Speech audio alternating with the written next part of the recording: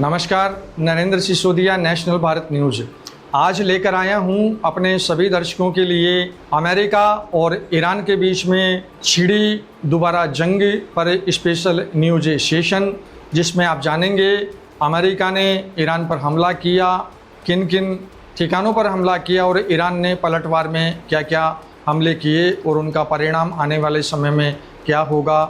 मध्य पूर्व एक बार फिर युद्ध की आग में सुलग उठा है। अमेरिका और ईरान के बीच कुछ दिनों की शांति अब टूट चुकी है। दोनों देशों ने एक दूसरे पर ताबड़तोड़ सैन्य हमले किए हैं। सवाल यह है कि आखिर किसने किसे निशाना बनाया, किन सैन्य ठिकानों पर मिसाइलें बरसी और क्या दुनिया एक बड़े युद्ध की ओर बढ़ रही है। आइए जानते हैं पूरी रिपोर्ट। अमेरिका का बड़ा हमला। सबसे पहले अमेरिकी सेना ने दक्षिणी ईरान के कई रणनीतिक सैन्य ठिकानों पर बड़े पैमाने पर एयर स्ट्राइक की।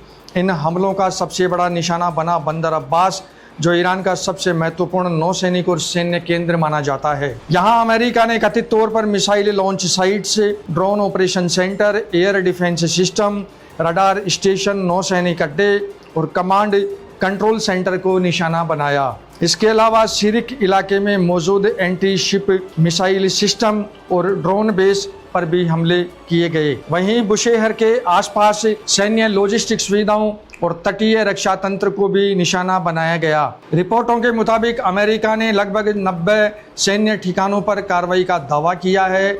वहीं ईरान भी इस हमले पर चुप नहीं बैठा और उसने कुछ ही घंटों बाद में जवाबी कार्रवाई करते हुए खाड़ी देशों में मौजूद अमेरिकी सैन्य ठिकानों पर ड्रोन और मिसाइल से भीषण हमला किया। सबसे पहले निशाना बना कतर का अल उदेद एयरबेस, जिसे अमेरिका का मध्य पूर्व में सबसे बड़ा एयरबेस माना जाता है। इसके बाद बहरीन में अमेरिकी नौसेना से जुड़ी सैन्य सुविधाएं, कुवैत के अमेरिकी सैन्य ठिकाने, कुवैत का इंटरनेशनल एयरपोर्ट, जिसकी तस्वीरें सोशल मीडिया पर बिल्कुल खंड खंड और जीर्ण शीर्ण अवस्था में रिलीज हो रही है। कुवैत एयरपोर्ट तकरीबन पूरी तरह से नष्ट हो चुका है। और जॉर्डन के अजरक एयरबेस पर भी हमलों की खबरें सामने आई।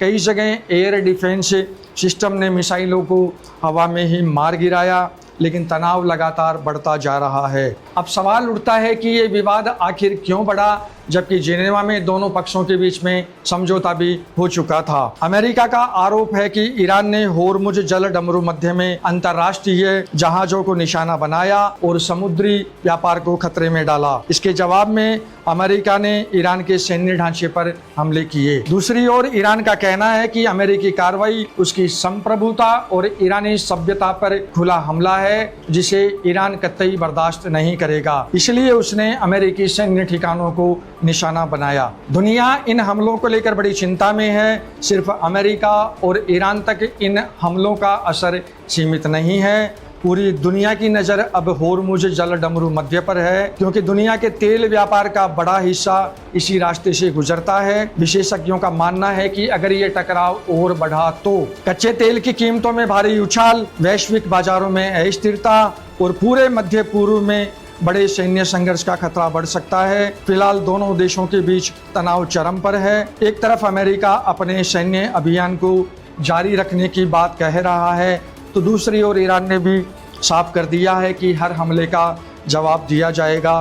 क्या यह संघर्ष यहीं थमेगा या फिर दुनिया एक और बड़े युद्ध की ओर बढ़ रही है? इसे पूरे घटनाक्रम पर नेशनल भारत न्यूज़ की पैनी और तीक्ष्ण नज़र है। दर्शकों को ये कंटेंट अमेरिका ईरान पर ताज़ा नए संघर्ष पर ये न्यूज़ सेशन कैसा लगा? यूट्यूब, इंस्टाग्राम और फेसबुक को सब्सक्राइब करें, फॉलो करें। निष्पक्ष, निर्भीक और पारदर्शी खबरों के लिए नेशनल भारत न्यूज़ देखते रहिए। मैं नरेंद्र सिसोदिया। जय हिंद, जय भारत।